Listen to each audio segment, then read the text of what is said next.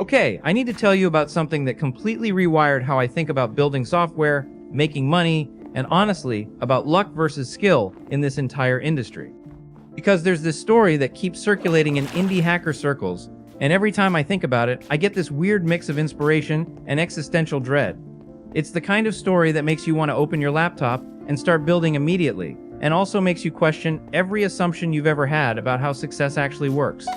So let me walk you through it, and stick with me, because the ending is where it gets really interesting. The setup. There's this developer, let's call him the situation, because honestly this happens more often than you'd think, and I've seen versions of this play out multiple times. He's a normal guy, decent programmer, not a genius, not a 10x engineer, just someone who knows how to ship code. He's been grinding for years, building projects that go nowhere. You know the type. Actually, you probably are the type. I definitely have been. He's built maybe a dozen projects. Toto apps, productivity tools, some Chrome extensions, a couple of failed startups. Nothing sticks. Nothing makes money. The classic indie hacker graveyard of half-finished projects and abandoned domains he's still paying for. And then one day, he notices something. There's this trend happening. Some new platform, some new API, some new gap in the market that just opened up. And he thinks, someone should build a tool for that. The 3 days. Here's where it gets almost insulting. He builds the thing in 3 days. 3 days. Not 3 months. Not 3 weeks. 3 days of coding, fueled by coffee, and that specific kind of manic energy you only get when you actually believe in what you're building. And the thing is genuinely simple. We're not talking about some complex piece of engineering. It's basically a wrapper around an existing API with a nice interface and a subscription button slapped on top. The kind of thing that any competent developer could technically build. The code isn't impressive. If you looked at it, you'd probably cringe. It's held together with duct tape and prayers. There's no test coverage. The architecture is questionable. It's the kind of code that makes senior engineers weep. But it works. It solves a real problem that real people have right now, and that's the only thing that actually matters. He launches it, posts about it on Twitter, on Reddit, on Product Hunt, in a few Discord communities. The usual indie hacker launch playbook. And then something insane happens. The explosion. It takes off. Like, actually takes off. Within the first week, he's got paying customers, not one or two, dozens, then hundreds. People are actually paying for this thing that he built in 3 days. The timing was perfect. He caught a wave that was just starting to build. The trend he noticed? It was about to explode, and he was one of the first people to build a tool for it. First mover advantage in its purest form. Money starts coming in, and it doesn't stop. By the end of month 1, he's making decent money, enough to notice, enough to get excited. By month 2, he's making more than his old salary. He quits whatever he was doing before. He's all in now. And then it just keeps climbing. $50K a month, $100K a month, and eventually, at its peak, $200K a month. Let me say that again so it sinks in. $200,000 per month from a tool he built in 3 days. That's $2.4 million a year from 3 days of work, from code that any decent developer could have written, from a simple wrapper around an existing API. If you're a developer, this story hits you in a very specific way, because you know how easy it would have been to build this. You know you could have built it. And that knowledge is both inspiring and absolutely maddening. Why this actually happened? Now here's where I want to stop and analyze this, because there's a real lesson buried in here, and it's not the lesson most people take away. Most people hear this story and think, I need to build something fast and get lucky. And sure, there's some truth to that. But that's not actually why this worked. This worked because of timing and distribution, not because of the code. The code was the easy part. The code was almost irrelevant. What mattered was, he identified a real problem that people had RIGAT now, not a hypothetical problem, not a problem he imagined people might have, a real, urgent, painful problem that people were actively looking to solve.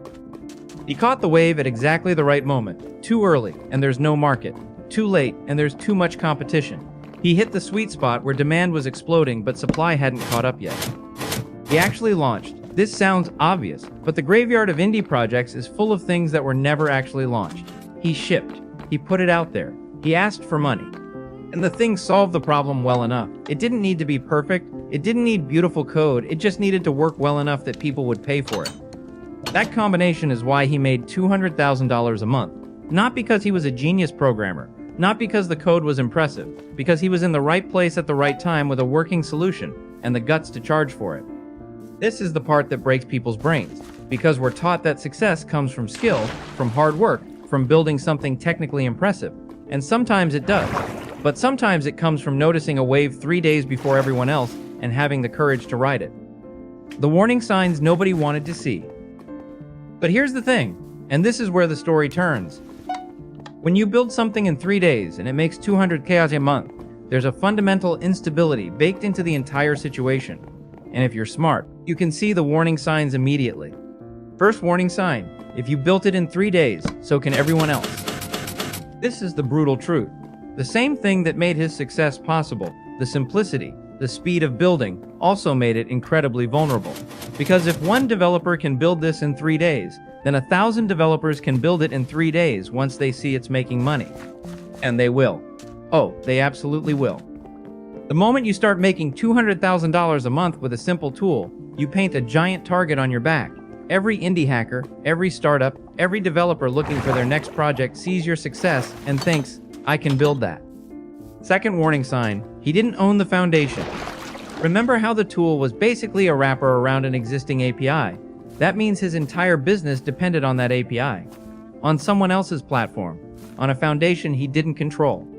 And when your entire business is built on top of someone else's platform, you're living in their house. You're paying rent even if you don't realize it. And they can change the rules whenever they want. They can raise prices. They can change their terms of service. They can build the feature themselves and cut you out entirely. They can just shut you down. Third warning sign, no moat. In business, a moat is something that protects you from competition. It's the thing that makes it hard for others to copy you and steal your customers. Brand loyalty is a moat. Network effects are a moat. Proprietary technology is a moat. Switching costs are a moat. He had none of these. His product was easy to build, easy to copy, and easy to switch away from. There was nothing stopping a customer from moving to a competitor who offered the same thing for cheaper. There was nothing stopping a competitor from building the exact same tool. He was making $200,000 a month, sitting on top of a foundation he didn't control, with a product anyone could copy, in a market that was about to get incredibly crowded. The clock was ticking. He just might not have heard it yet. And then this happened. So here's what happened. And honestly, it's a combination of things, because these situations rarely die from a single cause. They die from a perfect storm. The competition arrived fast. Within a couple of months of his success becoming visible, clones started appearing, not one or two, dozens. Some of them were better, some of them were cheaper, some of them were built by teams with actual funding and marketing budgets, while he was just one guy. Suddenly, the thing that made him special, being first, didn't matter anymore. Being first is only an advantage until everyone else catches up, and they caught up fast. His growth stalled. Then it started declining. Customers who were paying him started noticing they could get the same thing cheaper elsewhere. The magic was gone. But that wasn't even the worst part. The platform changed the rules. Remember how his whole business was built on top of someone else's API? Well, the platform that owned that API made a change. Maybe they raised their prices. Maybe they changed their terms. Maybe they restricted what third-party tools could do. Maybe they just built the feature themselves and made his entire product redundant overnight. Whatever the specific change was, it hit him hard. Because when you don't control the foundation, you're always one policy change away from disaster. And just like that, the $200K a month started evaporating. The speed of the fall. Here's what's genuinely disturbing about these situations. The fall is often faster than the rise. It took him a couple of months to climb to $200,000 a month. It took even less time to lose most of it. Because once the decline starts, it accelerates. Customers leave. Word spreads that there are better alternatives. Your revenue drops, which means you have less money to compete, which means you fall further behind, which means more customers leave. It's a death spiral. And the psychological part is brutal. Imagine going from making $200K a month to watching that number shrink every single week. Watching customers cancel, watching competitors eat your lunch, watching a platform you have no control over slowly strangle your business.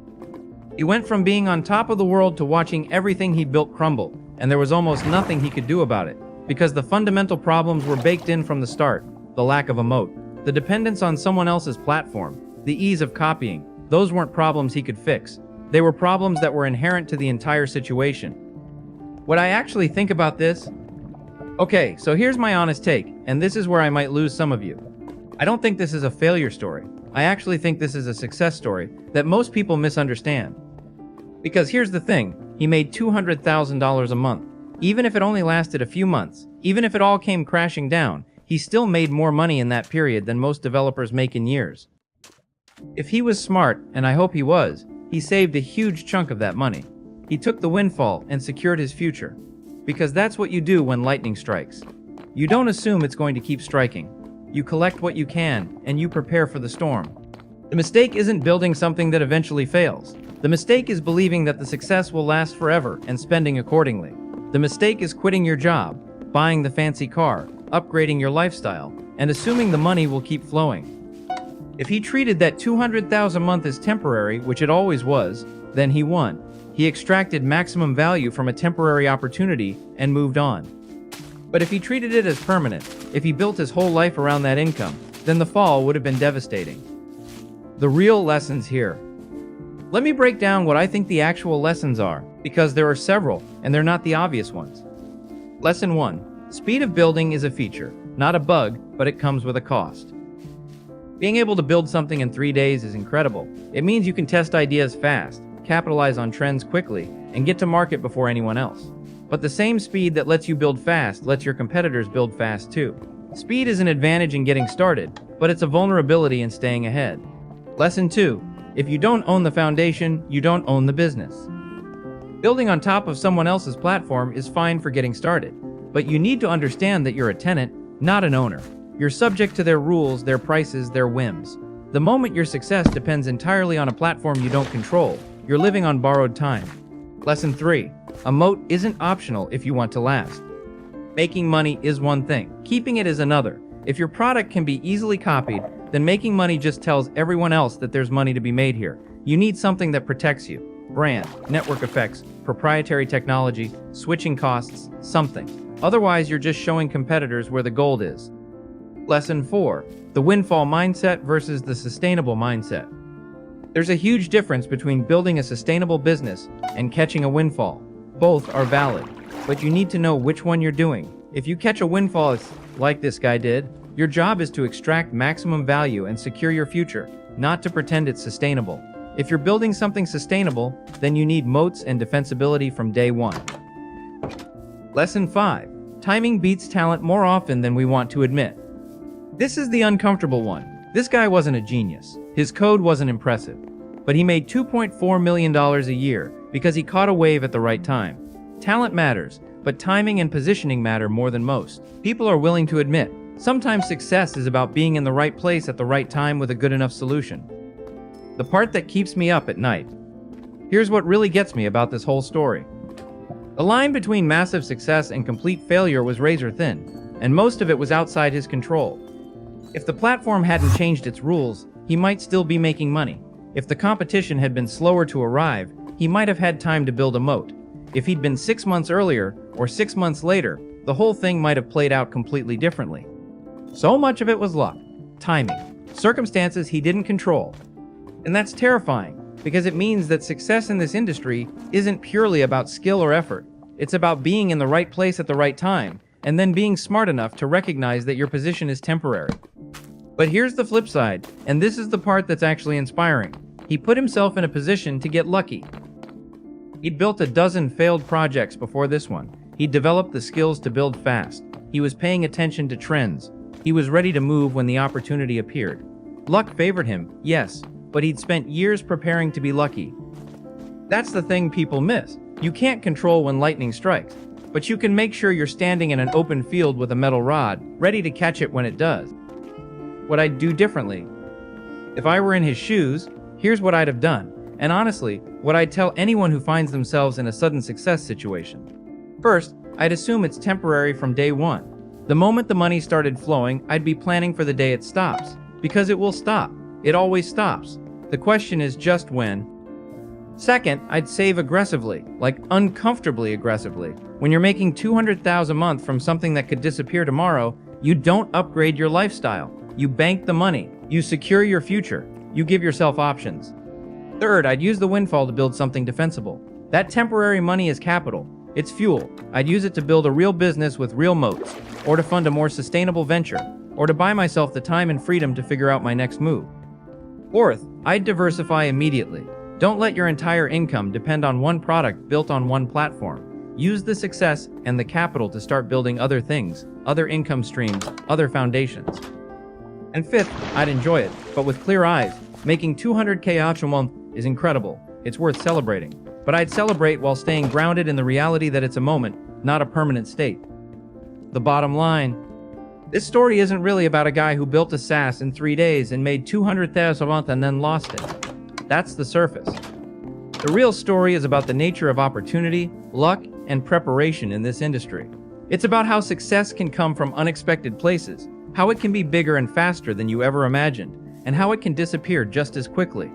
It's about the difference between catching a windfall and building something sustainable, and how both are valid but require completely different mindsets. And most of all, it's about the fact that in this world, being ready to move fast, paying attention to what's happening, and having the courage to actually ship and charge for your work can lead to outcomes that seem completely disproportionate to the effort involved. 3 days of work, $2.4 million a year, and then gone. Whether that's a success story or a cautionary tale depends entirely on what he did with the money and what he learned from the experience. But here's what I know for sure. He took a shot. He shipped something. He asked for money. And he caught a wave that most people never even see coming. Most developers never do that. Most of us sit on our ideas, polishing code that never ships, waiting for the perfect moment that never comes. He didn't wait. And even if it all came crashing down, he has a story, an experience, and hopefully a bank account that most of us can only dream about. So maybe the real lesson is simpler than all my analysis. Ship the thing, charge for it, catch the wave when it comes, and be smart enough to know that no wave lasts forever. That's it. That's the whole game.